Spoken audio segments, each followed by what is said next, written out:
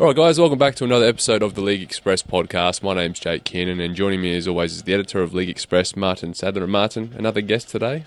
Yeah, I'm delighted to introduce the man of the moment, actually, Ben Thaler, well known for having a lengthy refereeing career. I can hardly remember a time, Ben, when you weren't refereeing, but your refereeing career finally, sadly, came to a halt at the end of the season. You decided to retire, but not before you actually refereed the 7-4-5 game at Headingley on Sunday, and that must have been a quite remarkable experience, I would think. Yeah, it was very interesting. I got a lot of messages when I retired, and one of the messages that nearly slipped through was off Lindsay Burrow, who said, "Congratulations on your career, but I need a favour. Can you do one more game?" And I was you can't say no to her, can you? No, you can't say no. And it's such a good cause with MND. You can't say no at all, no. Yes, absolutely. We'll talk about that game maybe a little later. But first of all, I think we always like to start, when we've got a guest, we always like to start by, prying into your early years and what got you into rugby league. So tell us a bit. You were born in Normanton, grew up in Normanton. And the first question actually is, Normanton's a unique place, Ben, because it's right slap bang in the middle of Wakefield, Featherstone and Castleford. So the key thing is, how does Normanton people decide which of those three teams are going to support? That's the crucial question facing every kid who's born in Normanton. I think it is a massive question because you go and it's not like football where somebody support Man City or Man United. You generally had everybody who was from Normanton. I was actually born in Normanton as well. Would support one of the local teams. We were a bit anomaly, me and my two brothers. Our mum was from Wakefield. Our dad was from Castleford, and his stepbrothers were the Beardsmore brothers who played for Castleford. Really? And Bob went on and won the Landstod Trophy, and Kevin won the Harry Sunderland once as well. So that was big. And then at school, where we were, Featherstone Rovers, I went to Normanton Free High School, that previously been Normanton Grammar School, which was massively into rugby union prior to that at school. But when I was there, brought in rugby league. And I was in the same year as Ben Westwood. We did our refereeing course together. School paid for us to do that. And Featherstone Rovers at the time, the 90s, were doing quite well when it was a Stones Bitter Championship, and they were up there and they're getting They very nearly got into Super League, didn't they? They did. That grand final they against did. Wakefield. And that before that, they'd had that era of being at the top of Stones Bitter Championship.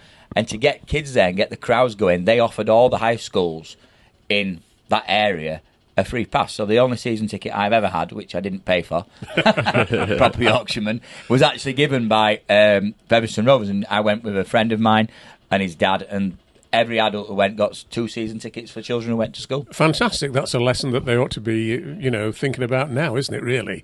But tell us a bit about, did you actually start playing rugby league as a kid, or are you one of those people who decided early on that refereeing was better than playing? Yeah, well, I weren't very good. And most referees will tell you that, especially the ones who start. And then I did play at school. Adults would go at Normanton Nights when we were really young, but they obviously played at school, went on tours. When we first started, and we'd gone from primary or middle schools, it was then, into secondary school, they played rugby union. They weren't even a rugby league team, but because of the emphasis of some of the lads who I went to school with, we ended up having a rugby league team. And they obviously went on, quite a few of them, and did really, really well. Yeah. Well, you've mentioned Ben Westwood. My gosh, he was hard to imagine him doing a refereeing course, though. Well, probably because we got out of RE or something, geography or something like that. So we did that for a few weeks. And the other lad on the course was a lad called Lee Maskell, whose dad refereed in the local area, helped me out a lot, and he played for Barlow. Related to Colin Maskell? No relation to Colin, but they're around that area as well. His dad was a referee who helped me out. An amateur referee helped me out quite a lot of the time, and he went and played for Barlow as well. So So can you remember the first games you ever refereed as a young guy? I can. In 1994, so it's quite funny that I've retired after 30 years, but in 1994 when I did my refereeing exam, I went to a Wakefield Referee Society meeting, which is full of, I was 12, so they're all old gentlemen, yes. And they're all looking at us like, what we're doing there, and then we had to stand up and say our name. So I stood up and said, "My name's Ben Thaler," and the chairman, a gentleman called Tony Palmer at the time, looked at me as to say, "You're not Pete's lad, are you?" My dad had a bit of reputation. We got signed high twice. So, but he played for Barlow and he played for Lock Lane and Fryson and things like that. And we were a really good amateur player. Played at Kent Invicta when they had a team in the 80s. They were all like, well, "What are you doing here?" As they said, to spy on us. Because he had a bit of a reputation of having a bit of polypipe up his arm, and he maybe maybe a little Barry McDermott or the other way around. And from that, it was a case, what do we do? And I ended up refereeing a game, Stanley Rangers, under 9s versus Milford. And in that game was Chris Chester's brother, Mark, was playing for Stanley Rangers. And in the Leeds team was Mathers, Bailey, right. Killer, all those players who were playing for Milford. So you start quite early on. We talk about Rob. I refereed Rob at a similar age when he played at Featherstone Lions as a youngster. Right. So your career spans all the way through. And the two guys who were at that game with me, Stuart Marshall, who came as a mentor from the society, years later he went on and touched judge for me in my first ever game in Super League. Marvellous, yeah. And what was the first professional game you ever did? The first team I game in the Challenge Cup, I refereed Hunslet versus Thornhill in 2001, and I also refereed that year. The first team game was Levy York, which was really at the back end of the season, and it was 84 points to 0. It didn't finish 84 points to 0. It actually ended up finished 84 points to 1. Yeah. And they kicked a drop goal, York, and I won't say I weren't concentrating fully because the score had blown out, and I almost ran to the 20, and Gary Pallister, who was the hooker for York, said, "You'll do quite well, you." He says, "You'll get on in this game." So, thank you. I went, yeah, because we've just kicked a drop goal and you've just not even noticed. But you wouldn't expect it, would you? So that was, 20. I did 24 years on the senior panel. So right, fantastic. And what about your first, when you qualified, obviously, Super League, had Super League already arrived, or did you actually qualify before Super League started? So I was only a youngster, so I when I first qualified, and obviously it was Stonesbridge Championship. Yeah. When I was graded, as they call it now, on the pathway, which we hope to bring back in a new role, and I might talk about that in a bit. That my new role that I'm doing, looking after everything beneath the pro game, and Phil Bentham in charge of the overall of refereeing. Look at maybe getting back to the basics of that where we were, and I was lucky. I came through a pathway that then you were able to go onto a graded list. You did an exam, did a fitness test. And flukily or not, I did it when I was 15, which was unheard of then. Yeah. I went with two guys from our society who said, come along for the experience. The short referees, I'd done really, really well. Then I was super fit. Well, I was only 15, so I should be, I suppose, shouldn't I? Yeah. Really slim. People probably forget that I actually was once. Forget myself. So, and it went on from there, really. They offered me a game. I refereed that week. A gentleman who judged for me in my first team game, David Milburn, who was match commissioner on my last ever professional game as well. He was on the line for me in that match like nearly 30 years prior. So it's really interesting how people stay around your career and how things just rotate. Fantastic. And obviously every referee must have games that you sort of remember more fondly than others. And on the other hand, some games that you referee and look back on and think, my God, that wasn't one that I really felt I did the best job on. I mean, let's have a look at, the games that you really look back on with great pride in your career, because there must be so many of them, I would think. There is, and some people wouldn't think more than anything. I remember refereeing Batley v Dewsbury in the playoff decider in 2005 to decide who, it was when NFP got split into two divisions. Right. And Batley just pipped them by 2 points in a brilliant playoff game. I can't remember if it was Warrington or at Widnes. And then that same year, I refereed the Northern Rail Cup final between Hull KR and Castleford at Blackpool, when obviously now two established Super League sides, amazing, who both got on done something in the Championship nearly 20 years ago, nearly filled Blackpool, which was an amazing experience. Before you go on and you do Grand Finals and Challenge Cup Finals, Challenge Cup Final, Leeds run away with it 50-0. But the Grand Final that I refereed in 15 sometimes gets overshadowed, but actually, when you look at the score, it was one of the most intense games there's been in a Grand Final, which ended up 22-20 when Leeds just picked Wigan. Yeah. And I a lot of my main games involved Leeds. I refereed them against Melbourne when they were unlucky. Danny Maguire broke through, passed the ball to Rob, which would have won the game for Leeds, and he knocked on in front of a packed Headingley. And then we mentioned Rob before, that the game, one of the things that will stand out, and it was a friendly, was when I refereed Bradford and Leeds in the game in 2020, when just after Rob had been... Oh, that game, yeah. And there was 20 plus thousand there. People stood in concourse on the steps and everything. That was a very emotional game, wasn't it? You know, when Rob came on, my goodness. It was. And one thing I talk about rugby league and sport and about community players and things like that is Bradford, the team, obviously they were in the championship. They'd not done particularly well that previous year. But every player, I remember when we were doing the toss, John Keir, who was the coach at the time, handed over to the media manager, Phil Daly, an envelope, and every single one of his players who were there and staff had actually paid to come into the ground and handed the money over. And I just thought, well, that sums up what rugby league's really about. Yeah, that's really fascinating because we don't always get to hear of that sort of gesture. We don't, do we? And that'll never been publicised. I don't think John or Bradford will have gone out and said, you know what, these players have actually paid to play. That's absolutely amazing. Yeah. What about some of the players? What players are giving you the hardest time on the pitch over your years? Well, I laugh actually because one of them played on Sunday and he weren't giving me grief. He was giving the rugby union referees some grief. Danny Brough was a great player, and I think I sin-binned him 3 times throughout my career.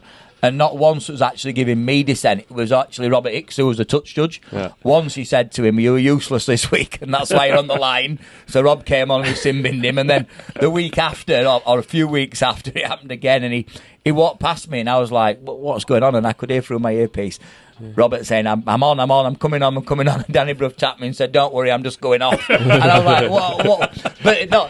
But I think the characters, if you referee a game and you can manage those type of players well, they respect you for that, and actually when you manage those players you end up with a better game and you get the better buy-in from everyone else and both teams, and it's seen as a clear playing field, that you're not going out there with preconceived idea that something will happen or you'll do X, Y, Z, or he'll always be offside, or he'll whack somebody off the ball. You might know that, but the bit of understanding, you pick like Lee Breers used to think he could referee a game, and he'd often say, "Hey, you've got that right."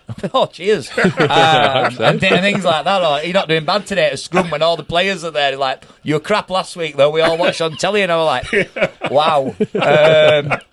No, it was, and I enjoyed refereeing the characters. Because we love hearing those interactions as a fan, listening to the ref mic and the players talk. It's really great. But you always, that's interesting you said all that, because you, having watched you for all these years, Ben, it always struck me that you always had a great relationship with players.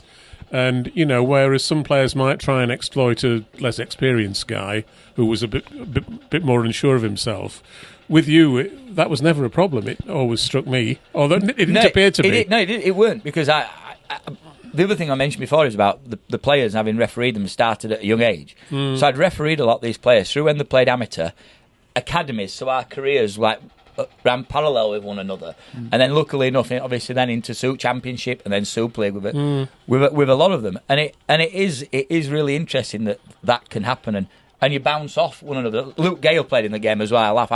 I once got reprimanded. A coach complained that Luke had, obviously, we all know he's had his hair done and things like that, and I jokingly said, "Keep your hair on television." All the opposition players absolutely rinsed him, and the coach complained that I was bullying him. I'd told him to keep his hair on. I just moved his fringe slightly because it was wet. That's marvellous. But what about all, referees come under incredible scrutiny, don't they? And particularly if you ever do make a mistake, and I don't think you made that many, but are there any things that stand out in that regard for you, looking back at your career? Any decisions you made that were crucial and that you sort of looked back and thought, not sure I got that right? I always remember when I was younger, a referee called Malcolm Whiteley saying to me, who was a mentor of mine, if you make a mistake, put your hand up, or if you know or think, just put it up, because the players will respect you far more for it. And the first time I ever refereed St Helens and Wigan at Old Knowsley Road in around 2008, 2009, I'd made a decision. I had no idea what had happened, and Wigan got the ball and they broke downfield and they knocked on just near the halfway line, and I could see Sculthorpe, Long, Cunningham coming towards me. And I just put my hand out, lads, and I said, I don't know what happened down there. If I got something wrong, I'm sorry. I say, scrum down your head and ball. Yeah. And Kearnan just turned around and looked at them both and said, "Well, what do we say to that?" No worries. And afterwards, I always got on with Kearnan as a player and a coach, because I think he's been one of the most unrated players, if you like, because how class he was. He really was an amazing player. But he always said, "I'll never forget that, and that will live on." If you can get that into other referees, that you're human, we understand you're human, and I don't think people then look on the fact that they understand that we make decisions. And Robert Hicks in the Challenge Cup final in 2019 doesn't go to the screen. That's something he'll always be remembered for. Mine, one of the worst decisions I ever made, and probably one of the best games I'd ever refereed throughout my career, was when I refereed Leeds and Wigan in a Challenge Cup semi-final in 2012 I can't remember if it was Galfam, then McAlpine, John Smith, whichever it was at the time. At Huddersfield. And the game was going brilliantly. It was so open, big crowd. And Leeds broke through and they passed the ball. And Maguire goes over and scores under the post. Nobody says anything at all. But I ended up in quite a bad position just behind the players. And I can't remember who it was who passed the ball inside. And it actually touches one of the Leeds players' hands, goes to the ground, and it bounces back up and Maguire gets it. Well, I didn't see it. None of the Wigan players complained. We award the try. We could have gone to the screen if we even had a doubt. We award the try, and then you're watching just before half time, this on the screen, all the fans and the players are going, "Well, Ben," but they've not seen it live. And I always remember, no. They'd say, and that it didn't cost Wigan the game because it was 10 or 12 points the difference. But it probably cost me refereeing my first Challenge Cup final and then puts you back a couple of years. And actually, I don't think the spectators and some guys, the ones who sit home, the keyboard warriors on social media, I don't think they realise the effect that has on people to do that. I mean, did that make you sort of feel... Did it sort of, depress you a bit, really? When it does. You dwell on it, because you dwell on the fact that you've then got to go back out the following week and referee, which, in fairness to Stuart Cummins, he put me out, and I think I refereed Catalan versus St Helens in a really hostile environment, a really good game down in the south of France, which was, instead of hiding me away for a week, I was put straight back on the horse, as it were. Although Stuart, I remember putting that in the thing, right, straight back on this week, and he hated that saying, straight back out there to do it. But your confidence, then you have to rebuild and look back. But actually, as I remember someone saying to me, listen, this is one decision, but sadly it has a huge impact on things. And that's the thing, you can make decisions and be brilliant for 79 minutes, and either one decision in the first minute or the last minute is what you'll be remembered for. And that's quite hard when you go out there to give it your best. And sometimes if it is early on in the game, it's probably because you're trying to make a feeling for the game and see if you need to step in or can you let it flow a little bit and things like that. And then from nothing, something's happened and you just miss it. But the thing that's quite interesting, in the TV age, particularly the modern TV age, refereeing has changed an awful lot for several reasons. A, because the scrutiny of everything you do. I mean, I remember back in the 1960s and 70s, before there was much TV coverage, to start with, all the referees looked as though they were aged about 60. I can remember so many of them, Dickie Hebblethwaite and so on, all had grey hair. And, he did the 1968 Challenge Cup final, the Water Splash final, Leeds and Wakefield. But they all looked older, and they all made decisions that certainly the crowd would often dispute, but there was no proof afterwards because the games hadn't been televised. And so there's that incredible degree of scrutiny now. As you say, every mistake you make is immediately magnified on the big screen. And the second thing is, of course, that the arrival of the video referee, where it takes some decisions out of your hands and it goes to the guy upstairs, who's probably also a referee, obviously. Yeah. I mean, how's that, is that a completely positive development, Ben, the video referee, do you think? I think so. It has to be. It has to be nowadays, where we are 2024. The game has evolved so much. You're under so much scrutiny to make decisions. Why not, if you have the technology now, which they obviously didn't have back then, we didn't have when I first started out refereeing. We didn't even have mobile phones when I first got promoted. And look at all that now. And things like, people used to write letters in, no disrespect. If you got slated by somebody, it'd be a letter in the back of the League Express or other rugby league papers and things like that at the time.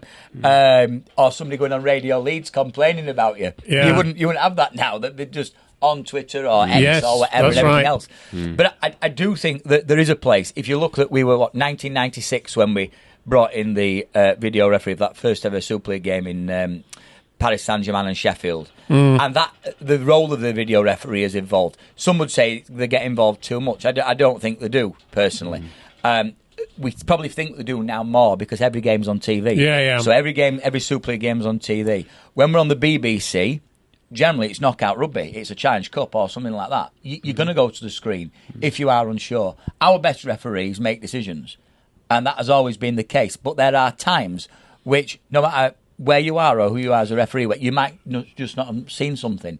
So you would, or you've seen something that's completely and utterly wrong. So I do think there's a place. You look at football, you look at cricket, they've all brought it in after us. So it'd be interesting to see how they evolve things. And I know Phil worked with VAR in football for a bit of time before he came back to rugby league, and helped them set that structure up. I don't think we're a million miles off. I think there's several things we can tweak around. I was going to say, is one of those the fact that as the referee, you're supposed to say whether you think it was a try or not, even if you might just not have seen it. So, and then that influences the video ref, because if he can't see it either, he will, agree with your decision as a referee. Whereas I think in the other code, in rugby union, they don't. The referee on the field doesn't necessarily make a decision. He simply goes to the referee and says, is there any reason why I can't award this try, without saying necessarily what he thinks himself. Do you think that would be a better situation? I think we've got to look at this, and I think it's something that will be looked at, and it can't be just done overnight and on a whim, because people think, wow, we've had this system in since the beginning of 2015. I remember Phil going over and refereeing in the Four Nations, and Ian Smith going over there as a video referee, and they came back and we brought in 2 video referees and the live call for the start of the 2015 season. Stuart Cummings, when he was in charge of refereeing, was totally against it. And I'll be honest, I weren't a fan to start with. You are going on with your opinion. You don't need to, though, in my opinion, my own view, and this is just my view. The rule book states, the laws of the game states that a benefit of doubt should be awarded to the attacking side. And a referee can't disallow a try just because he's not seen the ball grounded. That's in black and white. That's been there since 1895 or whatever he started writing his papers and things like that. But before our time. Well before our time. So actually, the referee going with that, is it better to get rid of it and have a ref's call? Because a ref's call would probably be, if you've got so much technology, the ref's call is a guess, isn't it? So why not use the live call system? You have, on the majority of games, 6 to, I think they had 12 cameras in the grand final, even 13 cameras, I think, where you can look at different angles to see what, and it can take time. But if we want to get things right, and it is a big game, and they are big games. Oh, yeah, gosh, yes. No matter what it is or what part of the season. You look when, I think, did London beat Catalans this year on a couple of really knife-edge calls. You look at Leeds only just beat London, down in London, on a really knife-edge 50-50 call, which the video referee had to scrutinise and got criticised because it took 3 minutes to make the decision. But it needed to be one of those where you actually took so long. And sometimes you just think there's not the right camera that will show the ball getting to the ground, or the vision looks a little bit grainy. You can't tell whether it's a sock or something, or the football. So, you're exactly right. It'll be interesting because obviously in the NRL, and you tell me, you probably know this more than me, but they award, if they think it's a try, they award it.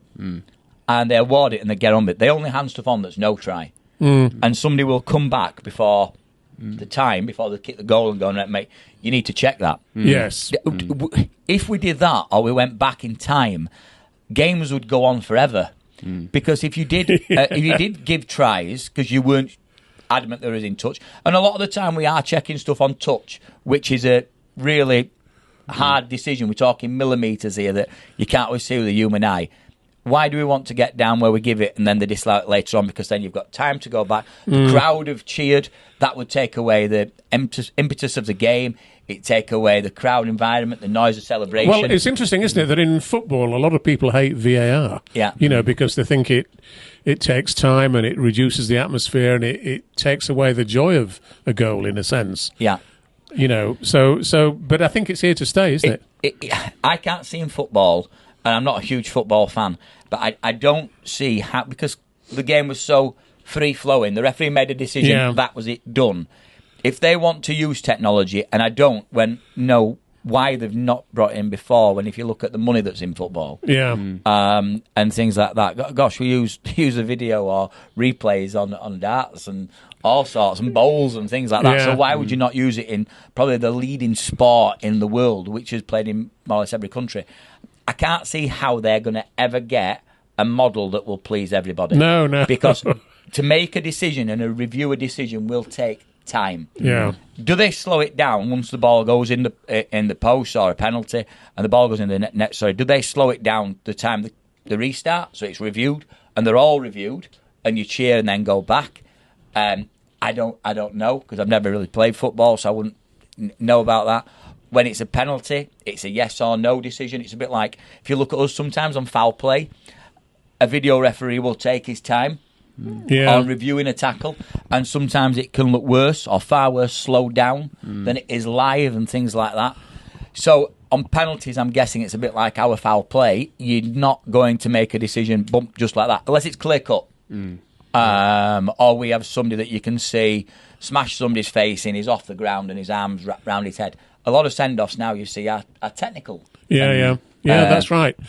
That's right. Just on refereeing, a few years ago, the NRL adopted the two-referee system and then abandoned it, didn't they? After they ran with it for about 4 or 5 years, I think, if I remember rightly. What did you think about it? I mean, obviously, when Rob Elston took over Super League, one of his great ideas was to introduce two referees, effectively copying what the NRL was then doing. But the NRL undercut him by, cutting it out themselves. You must have watched that with interest, Ben, as a referee over here. Did you think that worked, or could would you like to see it adopted over here, or do you think one referee is the right thing? I didn't like it. No. We did trial it. We trialled it under John Sharp in 2013-14.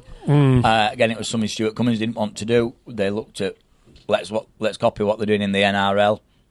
One, we didn't have enough top flight referees in this country, and which would have had a massive knock-on effect in the lower divisions as well if we'd brought two referees in. I think it took away, one, the flow of a game, having two referees in terms of right at the beginning when it started in the NRL. If you've got two referees, you're expected to pick up everything and sanction everything. Well, I think refereeing a game, this is my own opinion, you stamp your authority by sometimes your personality as well, which Martyn alluded to before. So if you're somebody who talks to players and you get on with players and there's that rapport, where there's that respect, that can help in the terms of how you manage a game. When you've got two referees on the field, you're going to struggle to have two referees who referee the same. Yeah, exactly. And and how you manage a situation would be totally different. Yes, it is different now in terms of the game, that type of thing. But it's not different when you look on factually what they're going out to do. I think there was the reasons in the NRL where they decided to get rid of it. But cost might have been one, I'm not sure.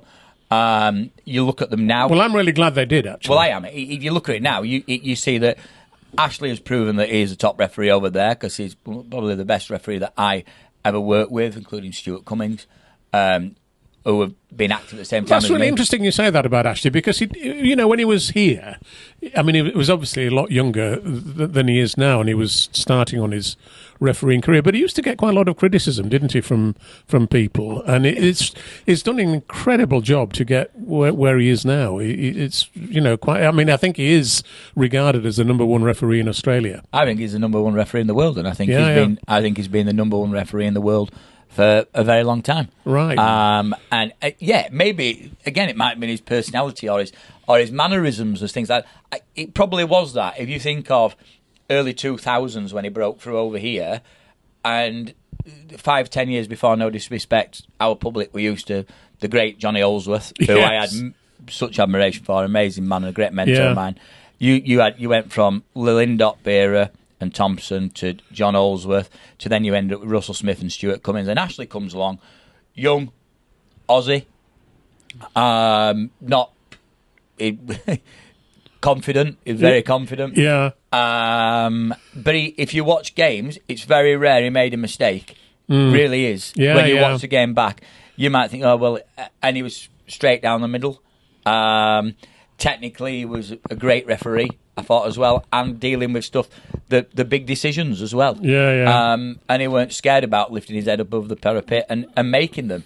So I think maybe when he came in, it was something that the British game or things didn't want, but he clearly showed that he'd only been a Grade 1 referee 2 years, and he was I was a reserve referee for him at Old Trafford, Leeds v Bradford in 2005, and then I video refereed his other 2 grand finals he refereed in this country. So that shows though as well. Under the 2-ref system, Ash didn't get much. No, but it actually shows you've got an ability to actually referee. So you see that, and it's no criticism to anyone else, but you actually see that the people who can manage a game properly on their own have shone through. Benny Cummins in the NRL was a great referee on his own. So was Matt Chechin on their own. They didn't need anyone else. Yeah, that's right. And of course, the other thing that's going to come in next year, I understand, from the NRL is the Captain's Challenge, Ben. Are you glad you're getting out before that comes in? Or yes, I am, yeah. Yeah. What do you make of that? I only refereed, officiated under it during the 2021, played in 22 World Cup, where we had it in. The only thing that would be very interesting to see, and if it does come in, we've got to make sure that it is right for the game and it can come in, because it's not just about making a decision on the field. They've got the time to appeal to the referee that they want it reviewed, like in cricket. And I'm even sure on that that's been agreed on that time. During the World Cup, it was 10 seconds. Blows his whistle, and you've got 10 seconds to say, I want to review that. And the running you go in. Did you have many games where that did happen? I never had it. Really? Personally. Right. And I don't think it happened that much in the World Cup. I can't recall it much. It didn't happen in the World Cup that much unless the Southern Hemisphere teams or countries were playing each other, and you had the NRL players who were used to it. So I remember England playing in a game where they should have reviewed a decision, but because they're not used to doing it in Super League, they wouldn't do it. Whereas a lot of the rugby, even the women's game, there was a couple of reviews in the women's game because they had it on their televised games. So it'd be interesting if it comes in. Is it something, though, that we're going to end up with the game stop-start more? And you get criticised for using the video referee on things like that. Key decisions, I think, can be checked, and I think there's a way of getting key decisions in games right. Do they have to be checked? I'm not so sure. Do we have to have a captain's challenge? Because what happens if he uses... You see in cricket all the time, he has a couple of poor referrals in cricket, and he loses his referrals. That's gone. And then the umpire could have a couple of shockers on where the ball's pitched and things like that on an LBW, and because the reviews have been used, that's it. Those decisions stand. And that could happen with us. Somebody makes one early on. It's the clearest knock on ever, or the interpretation of what is a ball steal or a knock on. I think players have in a different way, or even interference at the ruck, because some people have a different opinion of what a dominant tackle is and things like that. So I aren't sure. I'll have to be involved in it if it does come in when I'm video refereeing. Of course you will, yeah. Let me just ask you about captains and your relationship with club captains, because I've always thought that, one of the underrated qualities of being a good rugby league captain is building up a relationship with the referee who's in charge of a game. And I always remember a referee telling me many years ago that one of the best in that field was Ellery Handley, who always knew how to approach a referee, did so with respect, great, and but always, would sort of, dispute a decision without appearing to, if you see what I mean. He was very diplomatic, apparently. So I was told, and I just wonder. I think he was probably Holzerfera. Yeah, that'd be Holzerfera. Yeah, he was retired before you started, But are there any similar players who you've dealt with who you'd really say, looking back, that, he was a good captain because he was able to, just sort of put his case forward? I'm not saying change your decision necessarily, but related really well to you as a referee. I think there's a clear thing when you're going out there to referee that if players can see that the referee is on form and is confident in his decision making, they leave you alone to get on with it. Right. If you can be hesitant and they can smell a rat that maybe you're not really switched on that day, then you can actually end up in a mess. And that might be just how you are or how you sold a decision. Throughout my career, it's quite weird. I hated the fact, no matter how you got on with a captain or whatever, that their coach or manager would say, just go out and challenge every decision. Oh, yeah. To the point that people used to say, he's coming again. I've had captains in Super League, which then followed on when he retired, and the next captain, where they just come out to talk to you for nothing whatsoever. Nothing. And I mean nothing. Either to slow the game down or to make everybody in that ground think, he's giving him grief. What do you want now? I don't need to speak to you. What is it? Nothing. Yeah. Well, hold on a minute. Why have you come out in front of me in front of the South Stand or at Knowsley Road in the pack thing? What do we need? Nothing. I'm just, have you watched X, Y, Z? I'm like, come on, get on with it. I'm giving a penalty for an high tackle. You don't need to talk to me about anything else. Yeah. The best captains, though, you could work with, but that's not a criticism of anybody who did that, by the way, either, because I think half the time they're told to do it. Try and get under his skin. Let him know the penalty counts 5-1. Well, no, it's not. It's 3-2. So whoever's told you that, they need to get the statistician to give them the right information. Yeah. But I do think the best captains you saw, I really liked working with Breers when he was captain at Warrington, because if you've got Leon's side and he was a challenging player, same as Brough, same as Danny Maguire, if you work with them, then it made refereeing that match easy, because the team and the other team would also see the opposition team. Well, he's not like letting them get on top of him or say things to him to influence decisions. And anybody who's ever, I don't think anybody actually ever has. I've seen it once, and I think the referee sadly completely lost composure of everything because the players really, really got on top of him. He'd refereed well for 75 minutes, and then all of a sudden players got at him and things like that, and he lost his way. Yeah. I don't think we have it. I couldn't referee football.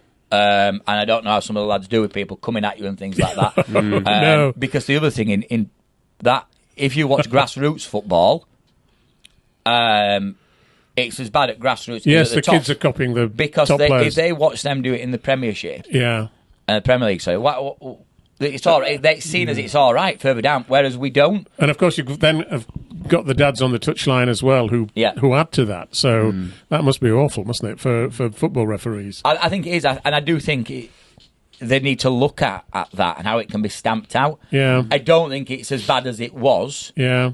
But anybody putting their hands on officials like they do in the top flight, and a little push or what you're doing or getting in someone's face, if you watch that and you see that on TV and it's seen as okay, when you're in the park on a Sunday morning, and you've got Joe Bloggs refereeing you, and it's like, okay, so he's just done that to Anthony Taylor or one of the other leading referees, Martyn Oliver, something like that.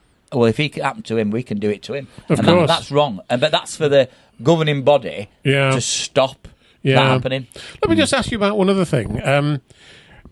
The referees now, when they're on Sky and BBC, the microphone picks up everything the referee says throughout the game.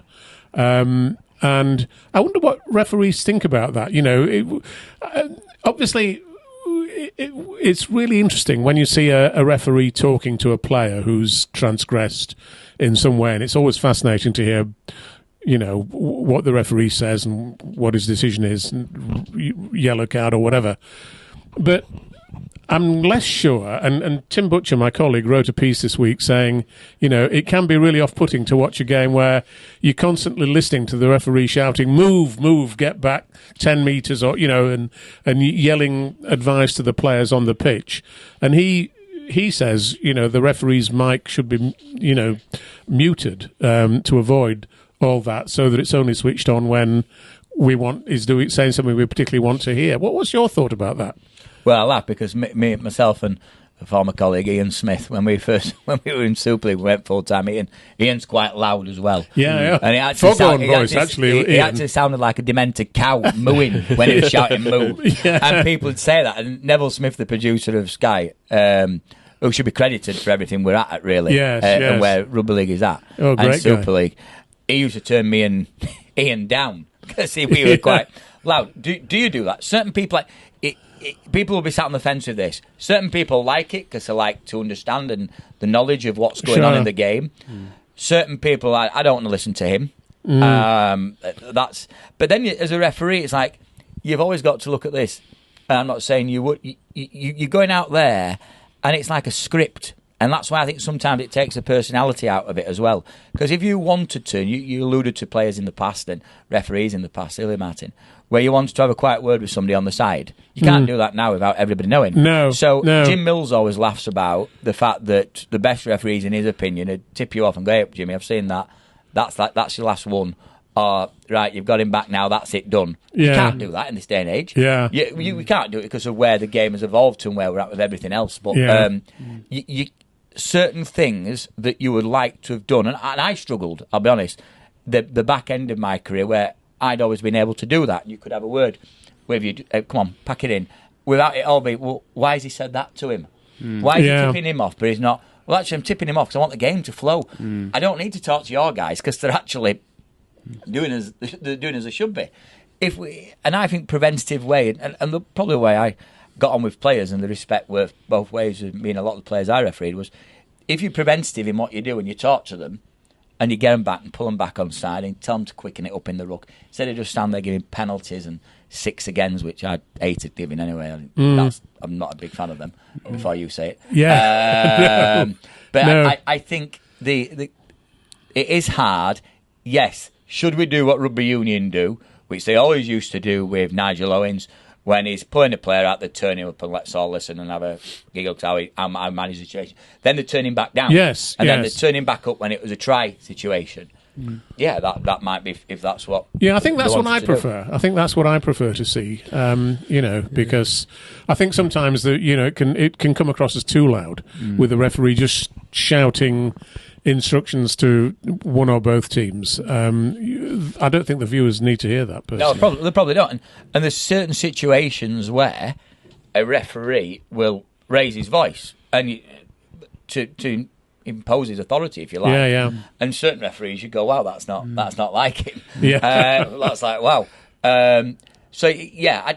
I wouldn't be. I don't mind it as a fan, actually. Like, it sort of justifies when a referee makes a decision, I think. If you can see that they're slow in the ruck and the ref's giving them those few verbal warnings, as a fan, you can kind of go, all right, well, the next one, if they do that again, there could be a penalty here. The best referees you see Mark Handley and Smith do it, where they would give a penalty or a 6 again in the ruck and say, I told you the previous play of the ball. And it's aimed at the same players. And I was always taught this, if you like. If you do that and you say, Chris, get your hand out that ruck quicker, and then you penalise him the next play of the ball, the players aren't going to turn to you. They're going to turn to him because he's already told you once. Yes. And that type of thing. Yeah. And I think that, one, is a sign of a good referee, a very good referee, and also it allows, and the public should see that the referee wants the game to flow, and it's not just a case of standing there, blowing your whistle and giving 50, 60 penalties in a game, which you couldn't do.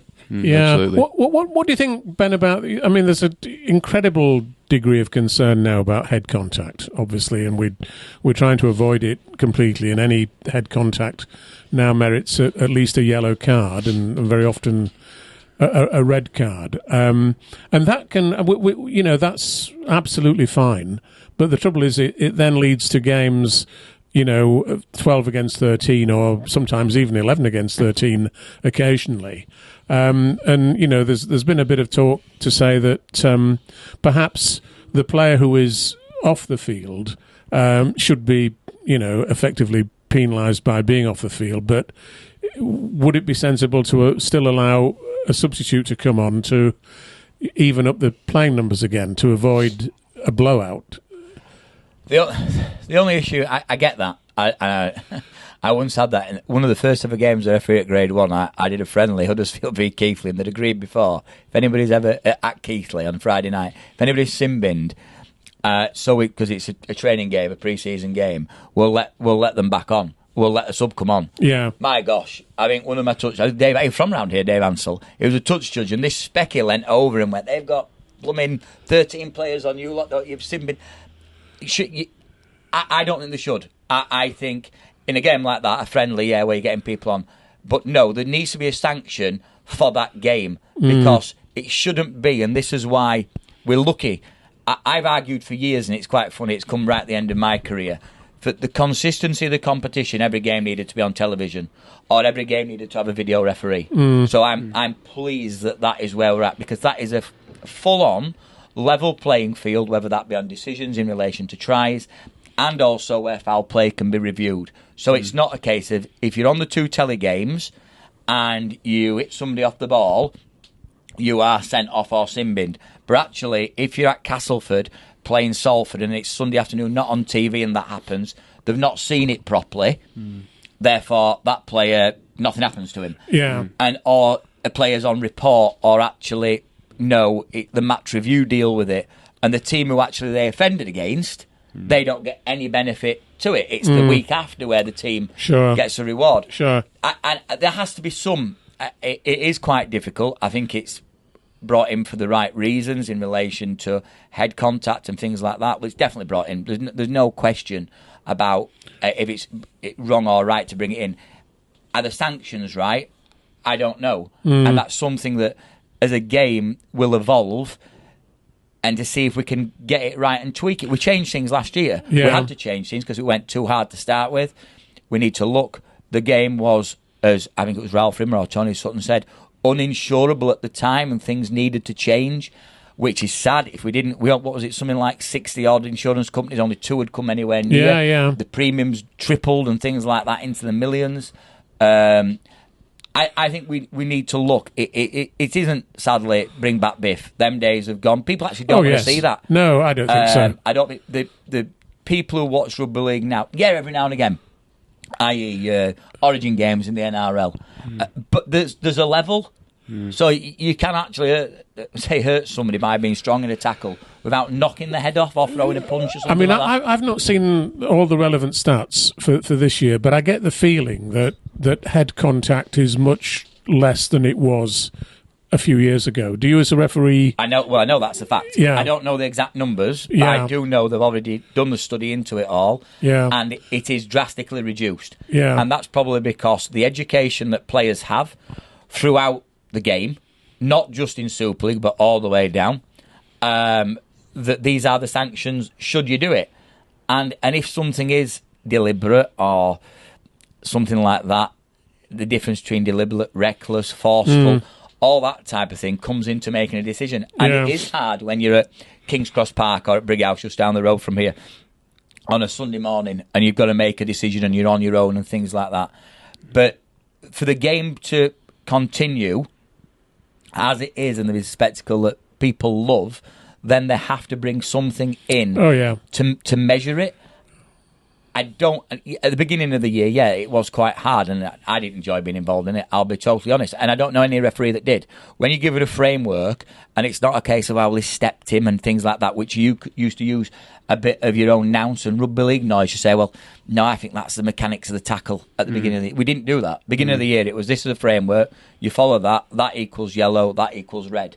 Where actually, as it was evolved, we'll look into it a bit more if we can. This is why it takes longer. Because the referee's got to understand the mechanics of the tackle.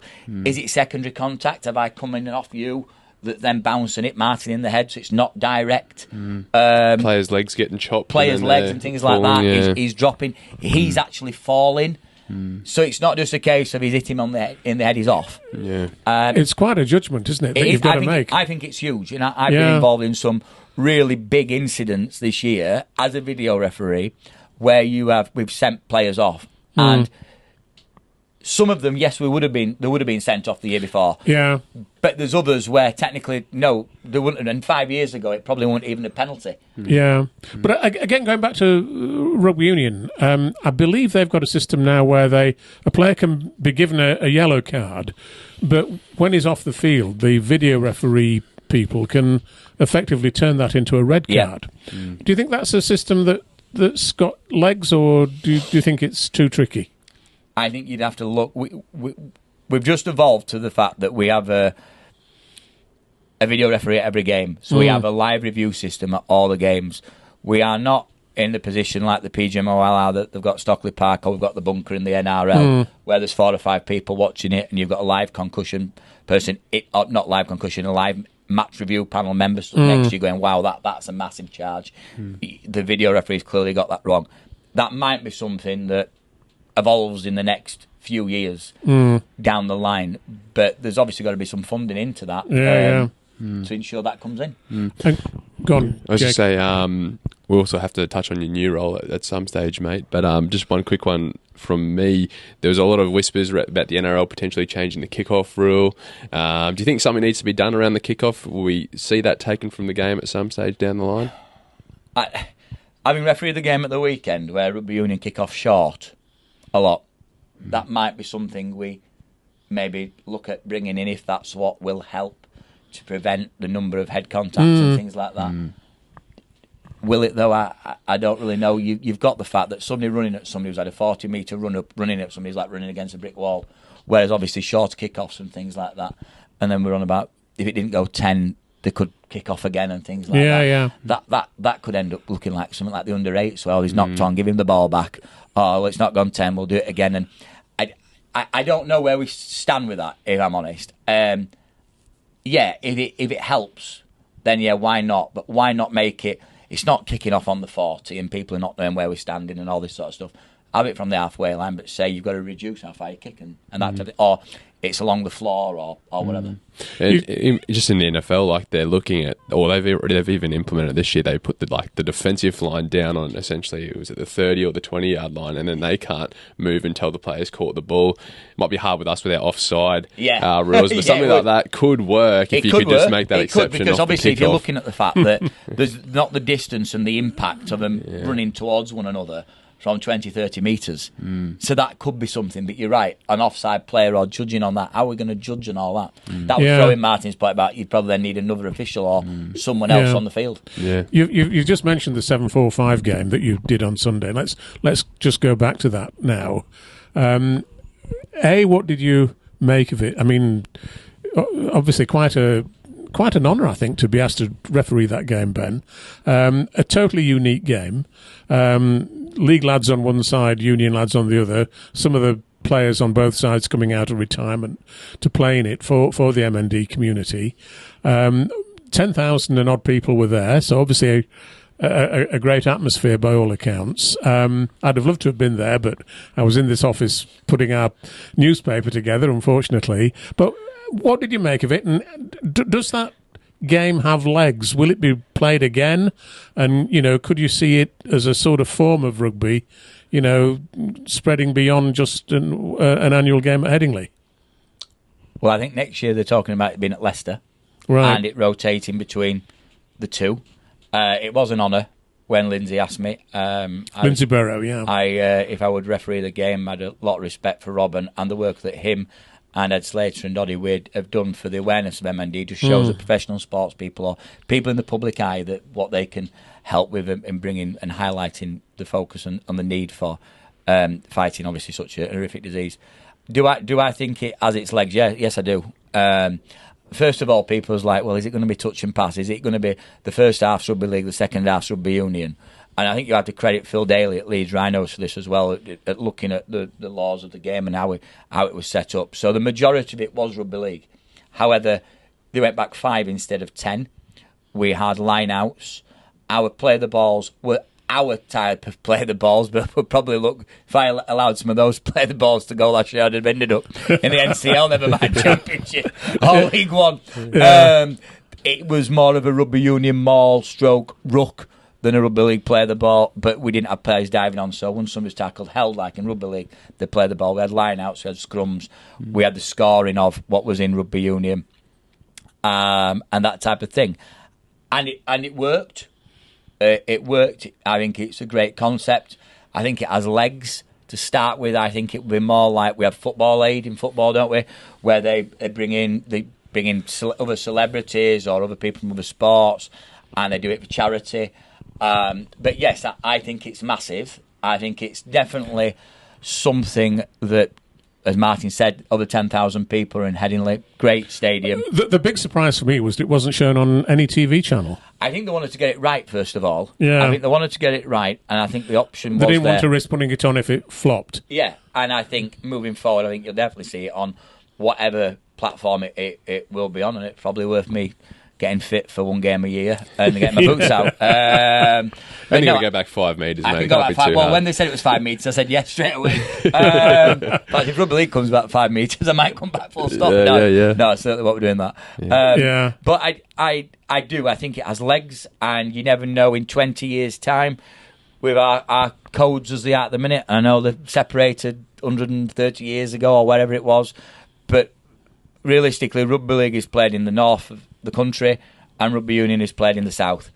And there's bits in between, and everybody has their own opinion on that. You could be a rugby league diehard or a rugby union enthusiast which looks technically on a game. Because I sit there sometimes watching it going, I don't know what's happened there, why is it blown that, and that type of thing. But I thought the concept of all that, moving forward, I think there is something there for it to be annual, and you never know further down the line. And there were some very well-known rugby union guys. They wanted to Danny Cipriani, Billy Twelvetrees, very well-known names. Yeah. How did they react to the game? They did well because it flowed, and we were lucky, obviously, because Frank Martyn, who played and refereed rugby union at a high level, he was on the field with me as well. So it was a case of they got what had happened. It'd been brilliant. How it'd been set up, this was, it didn't just rock up with the boots and play. So the guys were there on Saturday for like a team captain's run. And I remember one of the union guys saying, mate, when we arrived, we thought it was a rhinos training. There's some of the guys who've kept this up in really, really good nick. Yeah. I'm not saying I had. But they certainly had. And they were a bit, worried the rugby union lads it could be a blowout score and things like that. But it weren't. They always seemed to be on top, the rugby league side.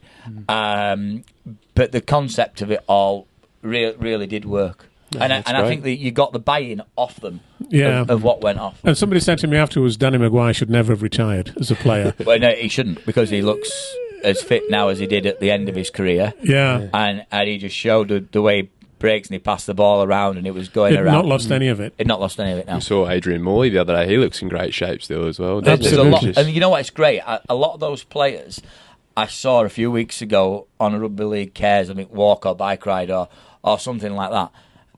And that's a way of them staying involved, putting something massively back in, helping with rugby league cares and things like that. But then obviously on the flip side of it, they're in good nick to obviously play in these charity games. And tell us the story of Barry McDermott. He got sent off, but when you read that in the paper, it wasn't quite what it seemed, was it? Well, there's no penalties given in the game, so if you just read the fact that Barry got sent off, it wouldn't be a surprise of the fact that I sent him off. But I actually never did send him off, and I did referee him right at the end of his career and the start of my career in Super League. There may have been some suggestion beforehand that he would come on and I had to tell him when the last 5 minutes of the game was, or he asked the officials. And with Doddie Weir's son, that he might take him off the ball and they'd have a bit of a scuffle, make everybody look like it's him and Sorensen again. Or, well, no, because he didn't get up and throw a punch today because Barry just floored him. But it was something like that. So it was. I didn't see the mist in his face or could have his eyes like he used to do when he'd actually whack somebody in steam as he was sent to the dressing room. But yeah, I don't think Doddie's son expected him to actually jump on top of him and actually start pretending to throw punches and wrestling me around. Yeah. And I got both cards out and I said, which one do you want? And he actually said red, so that's quite funny actually.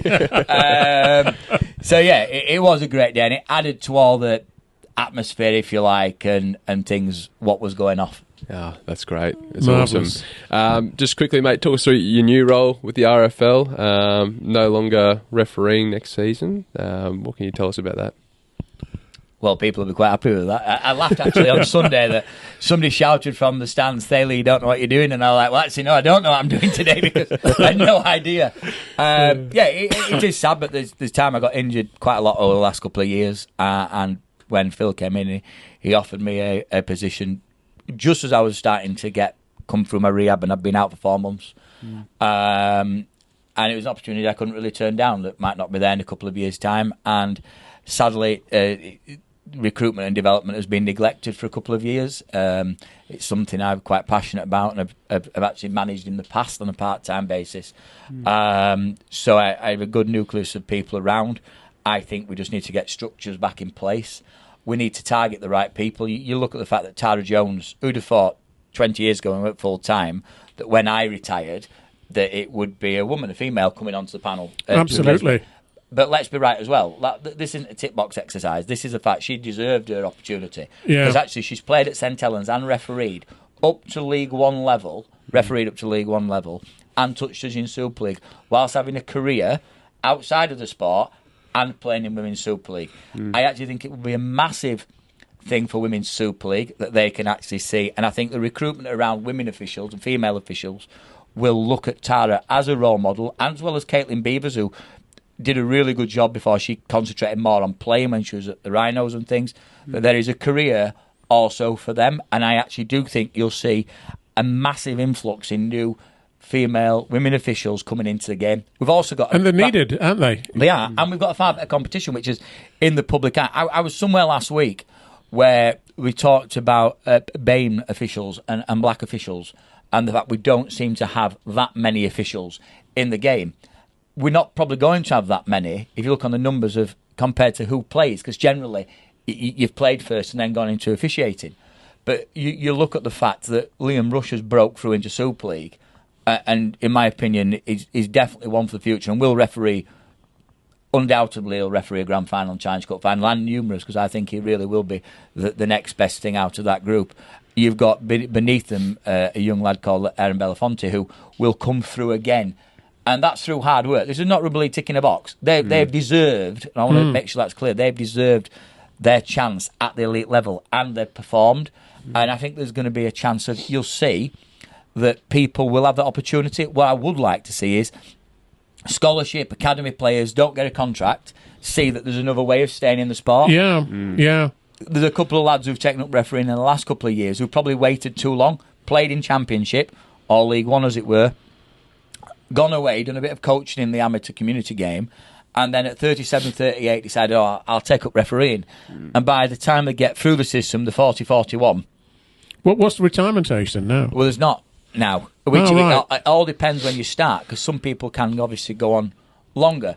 I come off the panel at 43. Jack Smith's 34, 35, I think, the next. When I went on the senior refereeing panel in 2001, I brought the average age down to 37.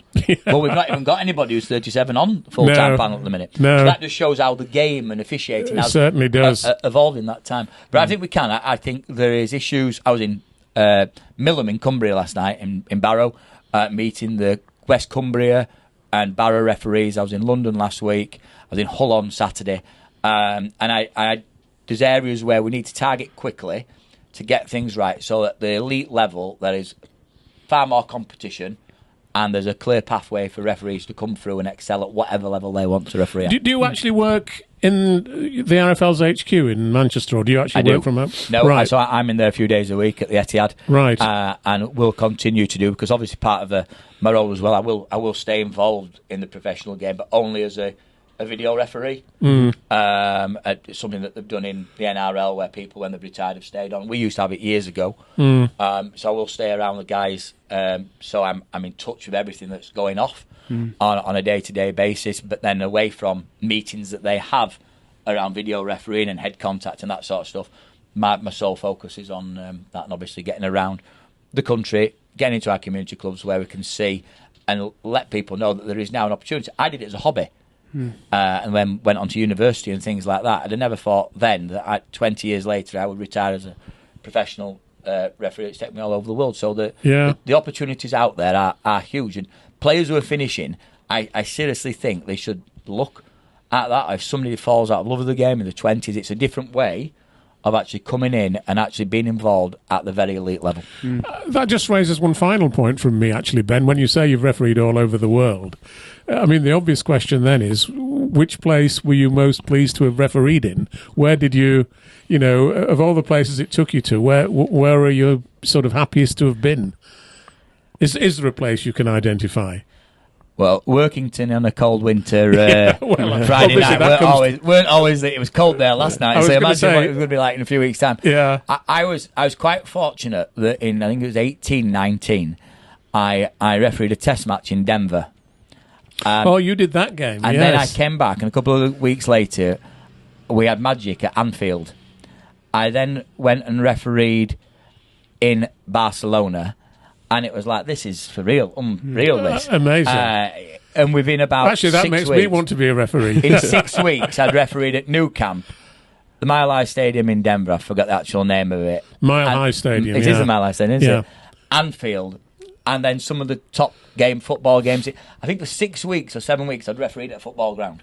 Yeah. And it was like, wow. And you go in at Denver, and the dressing rooms are bigger than some of our grounds. And it really was. And you look at that, and you look at Catalans taking games to Barcelona, Nou Camp, and how good that was. Do you think we should do that more? I mean, the Denver experience, there was not a bad crowd there, was there? 30-odd thousand. And yet, like many things in rugby league, it wasn't followed up, it seems. I think it's quite sad because I always say this, and I can't work out why.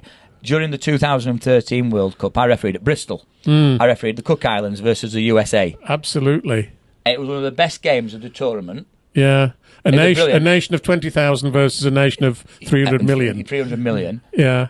There was 10,000 people in Bristol. We've not gone back to Bristol since. No. Why? So that type of thing. I wish I'd have been on the panel when, and I weren't.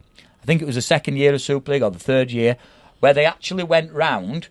They took games, which were generally derby games, showpiece games, to different cities in the country. So they went to Edinburgh, didn't they? They went to Dublin, they went to... 1998, Was it 1998? They went to Cardiff, they went to London, they went to Leicester, they went to Gateshead. They played games all over the country. Actually, I've got a unique claim to fame in that regard because they did that. They did that because they left a gap in the fixture list because the previous year we'd had the World Club Challenge with all the Australian and Super League teams, and they thought that would carry on the following year, but it was such a flop, really, unfortunately, that it didn't. And they'd got a fixture list with gaps in where those games are supposed to be. And Gary Hetherington phoned me up one day and said, can you think of what we can do with those gaps in the fixture list? So I said, let's have these games on the road. And I actually suggested 2 games for every club on the road. They ended up having only 1. But I sort of said, why not go to Edinburgh? Why not go to Wales? Why not go to, you name it, pick a town out or city and let's take games there. And they did it. They followed that. They actually took that advice. But again, never did it again, hardly. It just sort of... We have great ideas in rugby league, but we never, ever seem to follow them up. It's really weird. No, I agree with that. I do. I said after 13, why on earth have you not taken anything down there, even if it's like an England Lions game or whatever, or you play some other match, or you get a Super League game to be played actually there. I one of the first, and it's quite funny going to academy games. Academy games used to be on Sky, didn't they? If you remember, they did. So before I got promoted to Grade 1, I was, and funny enough, Bob Connolly, who was the referee on this game, is now working with me in development as the rugby league talent ID, match officials ID manager. He refereed Bradford and London Broncos at Leicester, and I did the academy game prior to it, which was also on Sky. That worked. And I think it would be nice if we maybe do look at that sometime. I think we should, especially when you've got loop fixtures, so you're playing some fixtures twice at the same venue. Why not take some of those to a neutral venue? Yeah. I think it'd work well. Or even your pre-season friendlies, because obviously you've got your commercial side once the season starts. Yeah. Commercially wise, you're selling out hospitality, etc. Yes. You maybe couldn't do it that way. Maybe not. There should be some scope somewhere if we want to promote the game. We'll just feed our ideas to you, mate, and then you can infiltrate the RFL for us, eh? In the headquarters there. All right, mate. Well, we've taken up a lot of your time, and we're just over an hour now with this episode. So thanks heaps for coming, Ben. Really appreciate it, mate. All the best with your new role. It's been great, Ben, and you've got... I mean, we'd have you on again at any time, mate, because you've obviously got lots of ideas, lots of opinions, lots of experience, so many things that you can tell us. And I think we've, in some respects, only scratched the surface today. But thanks very much for joining us. I've thoroughly enjoyed everything you've talked about, and I'm actually, it's great that you've had such a great experience over all those years as a referee, and only minor criticism in your case from most of the fans, I think. Which is not bad after I've been around so long. No, absolutely. No, thank you for having me. No, that's right. We've got the jackhammering just starting again in the background, so probably a good time to end it here. We had that at the start of the episode, so apologies to the listeners if you can hear that. A bit of construction over the road. Yes, Martyn, that's right. But shouldn't hear it too much. So, all right, we'll end it here. Thanks again. Thanks, Ben. Cheers. We'll see you next week, guys. Cheers. Cheers. Thanks.